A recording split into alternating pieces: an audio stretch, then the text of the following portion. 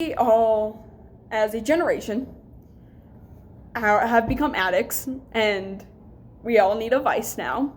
So I'm here today to inform you all about the dangers of social media and how it affects young people, both mentally, physically, emotionally, all that good stuff. You know, as young people, we grew up with cell phones.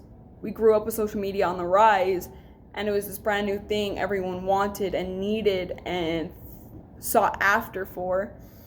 And because of this, it's not that we don't know, it's there in the terms of use on every website, but we ignore it. So what are the overlying effects? There's an overlying effect to social media. There just is. First, there's many ways it affects our minds. It affects the way we see the world. Secondly, we are constantly putting our information online, and there's danger to that and harmfulness to that.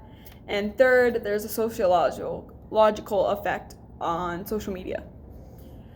See, we all know social media is this great, wonderful, great place full of memes, satire, jokes, all that. But between all of that, there's so many harmful things happening on social media, from pedophile rings using it to track down minors to just creeps in their basement, 43-year-old Billy Bob trying to touch you.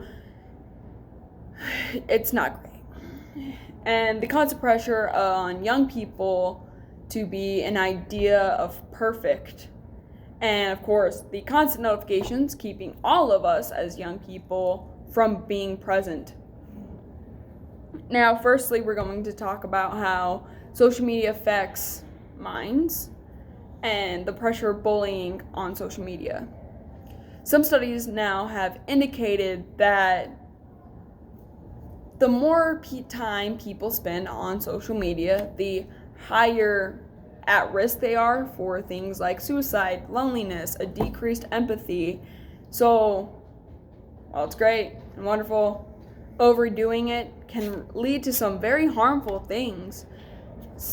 There was a study done between 2010 and 2015, especially amongst females, that these females who spend more time on social media had a more likeliness to report mental health issues. So there's certainly a link between the way especially young women see themselves and how they compartmentalize, and the suicide rate and the mental health rate. But frankly, that's not all it's doing. Like I said previously, now that these rings of pedophiles have been outed, there's definitely a certain danger now, especially that this is all becoming more aware of putting all of your information online. Putting your old high school, putting your old job, putting the groups you're a part of is now allowing strangers on the internet to have talking points and get to know you easier because they have all of these things that they can talk about because we put them online easily.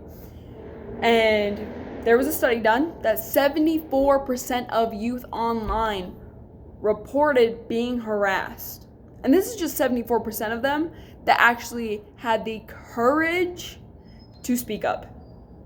What about all the ones who didn't speak up? Who felt like if they did, they'd be harmed? Or whatever the underlying effects. And while social media and the thing itself is harmful, it's now away from that, and in our real world, what is it doing? I've talked about what it is doing on your online stuff, but what is it doing to the people around you? We have become very less sociable.